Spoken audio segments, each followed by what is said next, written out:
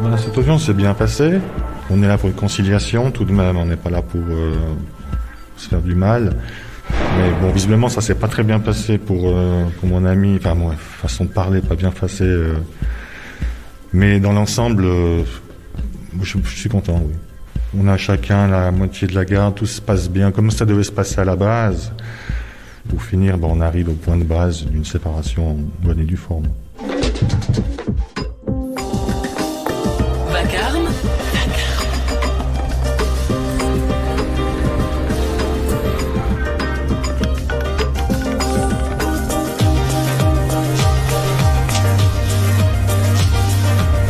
Guerre des ex, quand l'enfant devient une arme.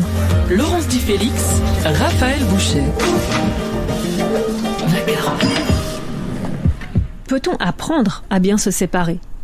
À divorcer sans abîmer son enfant, sa confiance en lui ou en elle, son estime de soi ? En Valais, le district de Montaix teste depuis 1 an une méthode importée d'Allemagne, appelée méthode Cochem, qui mise sur la médiation. Il s'agit d'amener les couples qui se séparent à parvenir à un consensus avant qu'une interminable bataille juridique ne s'enclenche.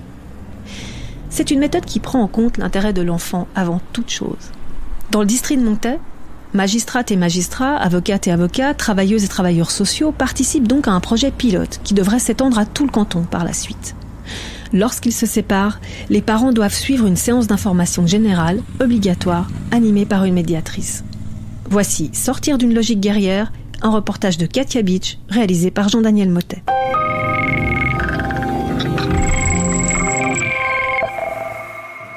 Voilà, bonsoir et bienvenue à toutes et à tous pour cette séance sur le thème de la séparation et comment se séparer en respectant les besoins des enfants. On va s'arrêter quelques instants sur ce petit dessin où on voit un enfant qui est écartelé, déchiré entre ses 2 parents parce qu'il y a des conflits conséquents. C'est vrai que c'est un risque fondamental dans les situations de séparation lorsqu'elles sont conflictuelles.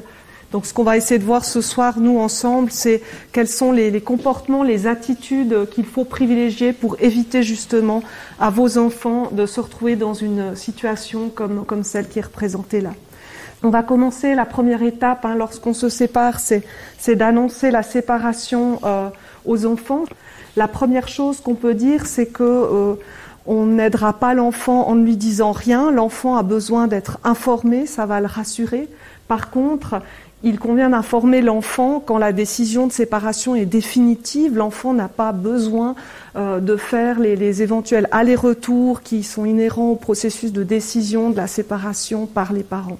Et puis, nous, ce que nous préconisons, c'est de faire l'annonce, les 2 parents ensemble, même si les 2 parents n'étaient peut-être pas d'accord avec le fait de se séparer. Ça donne un message que les choses changent, mais mes 2 parents sont là.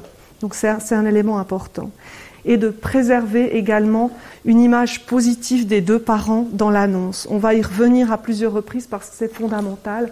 Et s'il entend des discours orientés avec un parent qu'on charge comme étant peut-être le bourreau ou l'autre la victime, il va se sentir devoir prendre parti. Ça va rendre plus difficile pour lui le fait de pouvoir continuer à aimer ses 2 parents comme avant. Donc c'est vraiment fondamental de préserver cette image positive des 2 parents. Il faut aussi avoir bien en tête que les enfants vont avoir besoin de temps pour digérer, intégrer, comprendre cette séparation. L'enfant aussi, il est dans un cheminement. Et puis, en tant que parent, on pourra l'aider si on prend du temps avec lui pour en discuter, si on est à l'écoute, si on prend du temps à plusieurs reprises et il ne faut pas hésiter à répéter finalement les choses. Ça va aider l'enfant à intégrer, à acheminer petit à petit. Et puis, il y a la question des transitions qui est importante d'aborder, le moment où l'enfant quitte un parent pour aller retrouver un autre parent. C'est une situation qui est délicate. Donc on va voir comment vous pouvez préparer l'enfant, peut-être tout simplement déjà en l'informant, en lui disant demain, après-demain, tu iras avec ton père ou ta mère. Et puis lui parler aussi de ces transitions, si vous le pouvez, de manière positive, en lui disant voilà, tu iras chez ton père, ta mère, tu vas certainement t'amuser. Moi, j'ai des choses à faire. On se reverra dans tant de jours. Si on lui parle positivement, ça va l'aider. Tandis que si, comme on le voit parfois, on lui parle de manière plutôt négative, en lui disant c'est dommage que tu partes chez ton père ou ta mère, tu vas manquer la visite à tes cousins ou manquer telle activité que tu aimes faire, ça va pas aider l'enfant à partir dans de bonnes conditions et à vivre cette transition favorablement. Donc évitez de mettre en concurrence le temps chez l'autre parent avec le temps chez vous, ça va pas aider l'enfant. Pour le parent, peut-être que de se retrouver confronté ou de devoir être en présence de l'autre parent, peut-être que c'est très difficile à un moment donné pour un des deux parents. Donc si vous en êtes conscient, ce qu'on vous invite à faire, c'est d'essayer de vous apaiser en pouvant peut-être exprimer la colère ou l'amertume que vous vivez peut-être à des proches ou à des ressources à l'extérieur, mais en tout cas pas à l'enfant, parce que si vous exprimez à l'enfant, vous le contaminez finalement avec votre propre vécu émotionnel à l'égard de l'autre parent, et l'enfant a un vécu émotionnel qui est propre, qui est le sien et qui est différent, et s'il est contaminé par ces émotions négatives, ça va pas l'aider à partir sereinement, le cœur léger, c'est son autre parent. Il y a vraiment une idée de frontières et de limites qui vont être très utiles pour le développement de l'enfant. Et puis, il ne faut pas oublier non plus le langage non verbal, parce qu'il y a ce qu'on dit, mais il y a aussi les gestes et le ton qu'on emploie, que les enfants perçoivent bien sûr aussi. Donc il y a vraiment un effort à faire pour mettre ces limites, mais c'est ça qui va permettre à vos enfants d'être protégés et d'être en dehors du conflit. Ça vaut bien sûr pour les parents, mais ça vaut aussi pour la famille élargie. C'est vrai que vous avez probablement il y a des grands-parents, des oncles et tantes qui assistent à la situation de votre séparation, qui sont très probablement aussi touchés et qui sont en contact avec vos enfants. Donc c'est important aussi de les rendre attentifs à cela, de préserver les enfants et d'éviter la critique de l'autre parent. Pourquoi finalement on insiste avec ça? Il faut savoir que l'enfant est fait de chacun de ses parents. Un enfant, c'est 50% les gènes de maman, 50% les gènes de papa. Et donc, lorsqu'on parle mal à un enfant d'un de ses parents, finalement, c'est d'une partie de lui-même qu'on parle mal. On abîme une partie de lui-même, une partie de son intérieur. Et un enfant a vraiment besoin que les deux parties de lui-même soient respectées.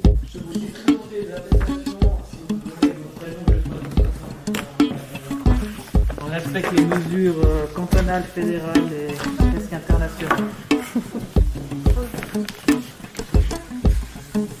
Moi, je trouve que c'est bien, et puis c'est des trucs automatiquement, inconsciemment, on le sait. J'ai 49 ans, une petite de 4 ans, donc automatiquement ce qu'ils ont dit là, on doit être conscient. Oui. On doit être conscient, mais malheureusement on n'arrive pas à pratiquer ça tous les jours. Donc on essaye de ne pas trop mettre au milieu, mais puis j'essaie le week-end de partir, comme ça je l'habitue. Vous voyez, un petit peu le week-end. Je ne sais pas si je fais bien ou pas, de toute façon personne ne fait rien de bien.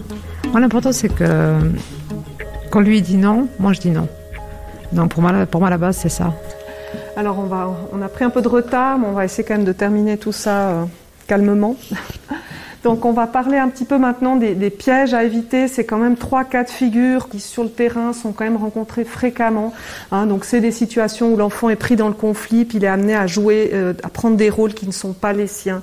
Un premier rôle, c'est l'enfant messager, c'est l'enfant dont les parents justement ne communiquent plus. Du coup, l'enfant se trouve à être le messager entre ses parents. Donc, c'est vrai que les enfants qui s'expriment par rapport à ces situations-là disent vraiment que c'est très pénible pour eux et qu'ils aimeraient vraiment ne pas avoir à s'occuper de ça. Notre cas de figure, c'est l'enfant comptable, c'est l'enfant qui a entendu des discours et qui est un peu au courant des litiges financiers entre les parents. Ça peut être soit dans le sens tu pourrais bien me payer ça vu que de toute façon tu donnes rien à l'autre parent, ou alors toi tu pourrais bien me payer ça vu tout l'argent que l'autre parent te donne, quoi. Donc c'est voilà. Notre cas de figure, c'est l'enfant espion, c'est l'enfant qui revient d'un parent et puis qui est questionné de manière directe et répétée sur ce qu'il a fait, qui il a vu, quand il a vu, etc. L'enfant, ça va le mettre mal à l'aise, ces questions. Il aura peut-être l'impression de trahir un de ses parents. Il va pas être à l'aise, ça va être compliqué pour lui aussi. Donc un conseil, essayez de vivre votre vie avec votre enfant et puis laisser l'enfant vivre sa vie aussi avec son autre parent. Alors, peut-être juste préciser, hein, on n'est pas en train de dire que c'est facile et qu'il ne doit pas y avoir de conflit après une séparation. Hein. On est bien conscient, on a parlé aussi de toutes ces émotions. Les conflits sont inévitables et fréquents, il y a des tensions et on peut probablement pas faire autrement. Hein. Il ne faut pas non plus vous culpabiliser si vous vivez une situation de conflit. Ce qu'il faut savoir et ce qu'il faut retenir, c'est que les enfants peuvent s'en remettre pour autant qu'on n'essaye pas de les prendre avec nous en alliance contre l'autre parent. Voilà, merci beaucoup de votre attention. Voilà. Vous avez eu ? Oui, j'ai trouvé.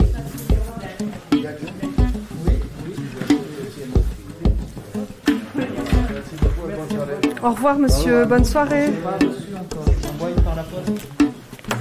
Vous allez voir le juge à quel moment ? Début mars. Et qu'est-ce que vous attendez de cette audience ? Enfin, vous l'appréhendez ou pas ? Beaucoup parce que j'ai jamais été. Ah oui. Ouais. Mais je croise les doigts. Je pense que on va essayer. Je pense que l'avocat va essayer. Il sait comment je suis, que je ne veux pas faire de mal, donc on va essayer de trouver. J'espère qu'il va trouver un petit élargissement. Votre prénom, c'est comment ? C'est Fatima. D'accord. Bah, très bien. Alors je vous rappelle. On se reverra à l'audience alors. Oui. Aujourd'hui, donc c'est la 2e étape, oui. Ici, à Montaix. Oui. L'audience au tribunal, comment vous vous sentez ? Très nerveuse. J'ai jamais passé devant un tribunal, donc c'est normal. Je me sens très très nerveuse. Je pense que ce sera là-bas dedans, que ce sera un petit peu confus, un petit peu, je pense, perdu. Parce que il y a quand même ma fille au milieu. Donc pour moi, c'est très dur là, c'est très dur ce que je vais vivre. Donc moi, du moment que j'ai ma fille et puis que qu'ils viennent la chercher et puis que tout ça en ordre. Pour moi, c'est l'essentiel. Après, le reste, ça vient tout seul. Nous, on guérira, moi je guérirai, puis lui aussi. Puis on parlera normalement quand il vient la chercher et tout. C'est plutôt bien ce processus de consensus. Est-ce que vous y croyez, que vous alliez parvenir à un consensus ? C'est en tout cas le but du programme au Valais ? En tout cas, c'est le but. Après, je sais pas. Alors, on va bientôt entrer dans la salle. Ah voilà, c'est votre avocate qui arrive. Oui. Bonjour, mesdames. Bonjour. Bonjour, je suis Katia de la RTS. Je pensais que vous étiez une... Non. Une amie. Non. Ok, on va y aller. Non, Ils sont déjà là. dedans. Ouais. Oui, pardon. Bonjour, madame. Oui, non, je suis de la RTS. Voilà, c'était juste pour vous. Mais je crois que vous êtes au courant que j'allais venir. Hein. Oui. D'accord. Mais il n'y a pas d'enregistrement dans la... Non, pas dans la salle, mais je vous accompagne en tout cas jusqu'à l'intérieur. Oui, mais je crois qu'il n'y a pas de problème. Madame m'avait donné son accord. Oui, et puis monsieur aussi. Donc, ouais. Puis vous, c'est bon, c'est clair pour vous. Oui, on verra l'esprit, vous savez qu'il est l'esprit des fois. Ouais. Il tourne en bourrique, donc si je réponds pas, vous êtes là. Le seul souci, c'est qu'avec le Covid, on peut pas être assis l'un à côté de l'autre. Conseil pas. Oui. Donc ça peut être un peu Mais voilà, vous pouvez vous tourner, enfin voilà, des échanges de regards. Ouais, c'est comme ça la dernière fois, ils nous ont mis,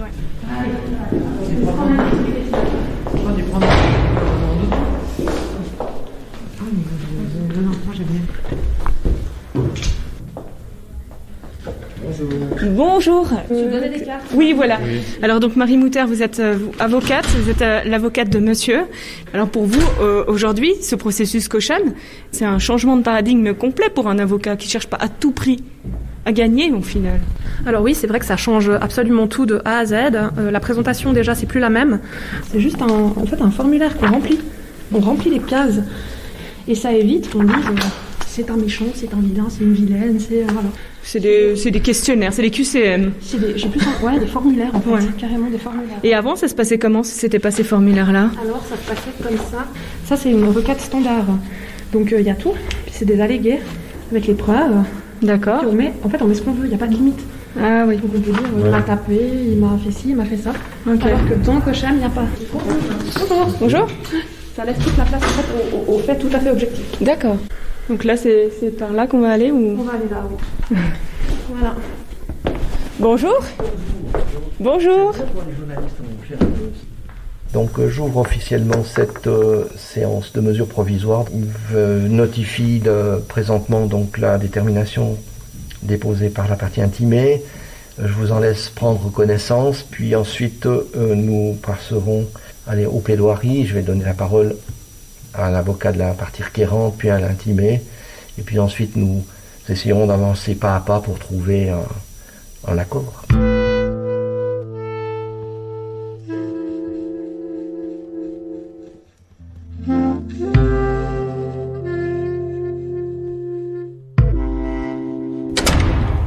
Donc là, on sort de la salle d'audience. Fatima, comment vous sentez?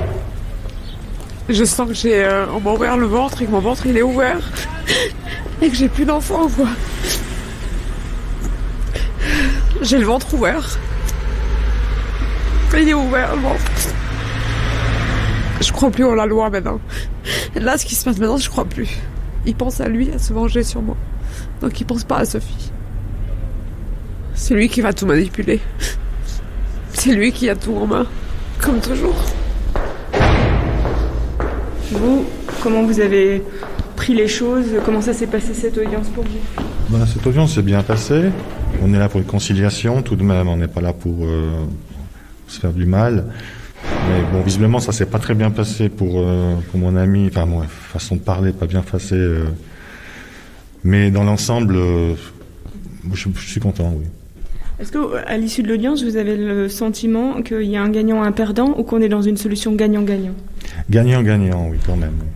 On a chacun la moitié de la garde, tout se passe bien, comme ça devait se passer à la base.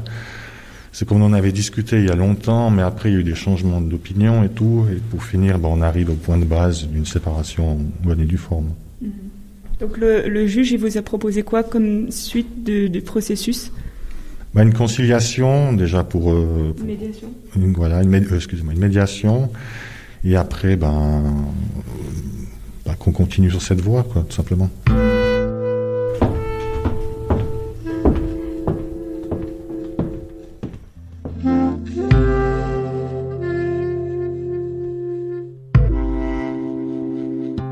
Alors, je m'appelle Gilles Zuffray, je suis juge suppléant au tribunal du district de Montaix depuis un certain nombre d'années maintenant. Et j'exerce une activité d'un tribunal de première instance.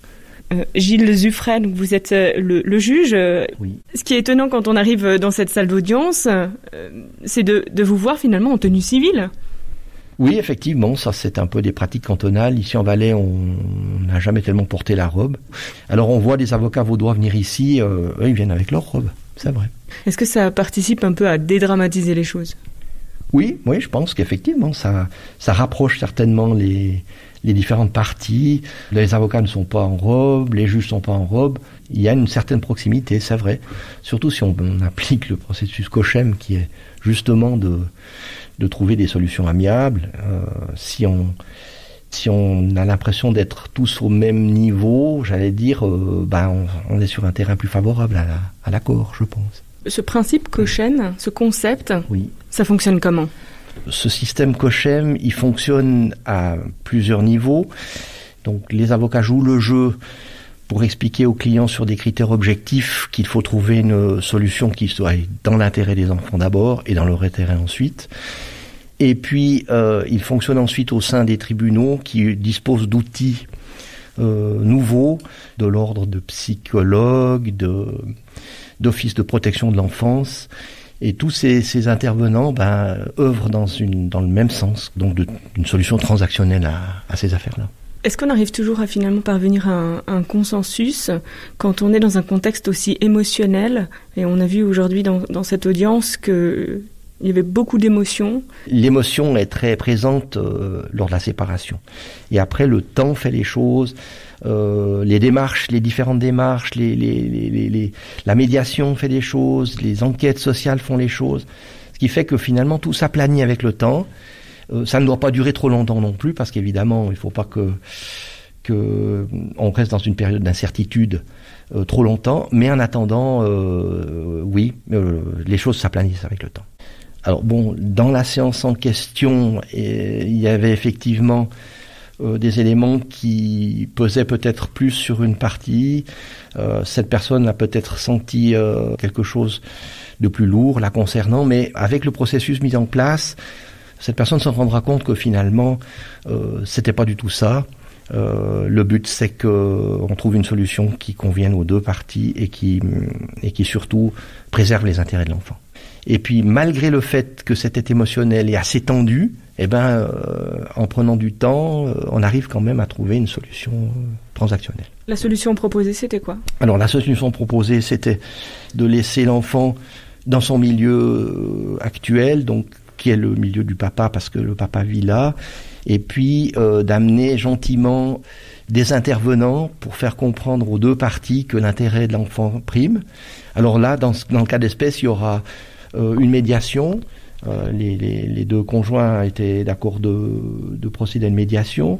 Et puis, il y aura aussi l'aménagement d'une enquête auprès de l'Office de la protection de l'enfance. On vous a senti lors de cette audience dans une position de médiateur, de vouloir un peu calmer le jeu, surtout lorsque le ton devenait un petit peu trop houleux entre les avocats. Est-ce que c'est votre rôle ? Est-ce que c'est l'esprit du concept Cochem que de vouloir faire diminuer la tension ?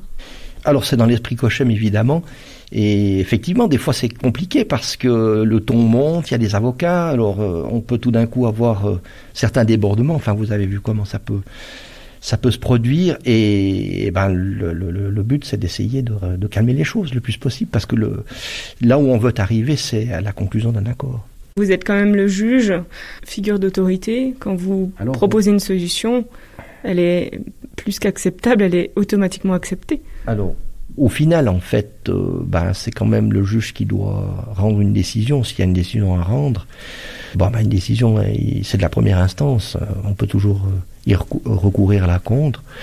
Donc, oui, c'est pas complètement fermé, mais c'est vrai que on a un certain poids, effectivement, dans l'attitude des parties. Ça, c'est vrai. Un accord qui convienne aux deux, c'est beaucoup plus compliqué.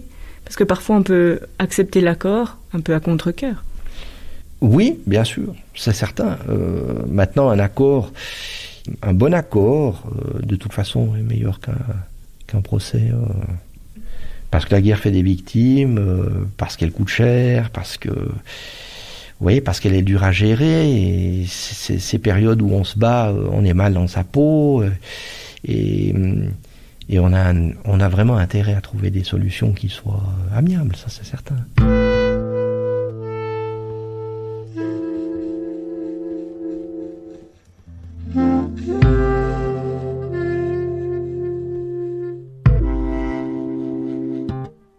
Alessandra Duc-Marwood, vous êtes pédopsychiatre.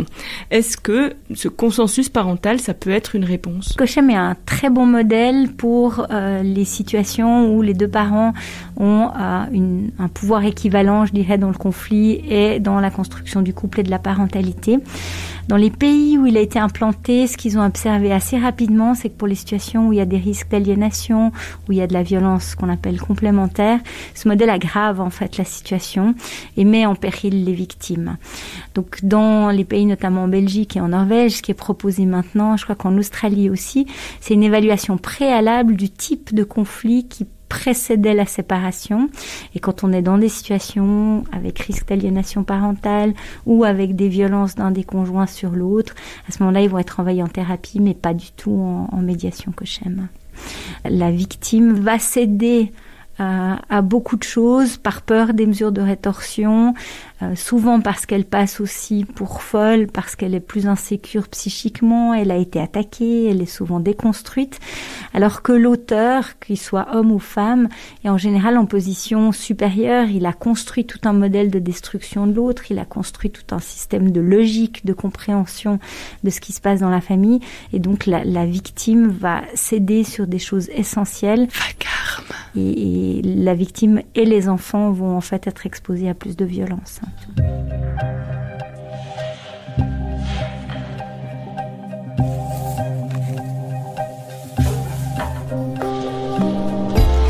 058 236 236 0 si vous souhaitez réagir à ce reportage de Katia Beach. Que pensez-vous de cette méthode Cochem qui mise sur la médiation et sur l'intérêt de l'enfant ? Peut-on imposer la médiation aux couples qui se séparent ? Un numéro pour nous le dire, 058 236 236 0. Vacarme, Laurence Di Félix, Raphaël Bouchet, Katia Beach, Stéphanie Coudray, Diane Dufaux et Jean-Daniel Mottet. Demain, nous verrons comment on peut se construire quand on a subi un conflit parental durant des années. J'étais une adolescente très problématique parce que j'étais pas bien du tout. Je souffrais de beaucoup de choses, de ne pas avoir mes deux parents, que mes deux parents me prennent à partie dans un conflit qui n'est pas le mien. Et de ne pas juste être la fille de son papa et la fille de sa maman, mais d'être vraiment la fille au milieu du conflit, quoi. Parents manquants, adultes manqués. Un reportage à suivre demain dès 13h dans La Carme.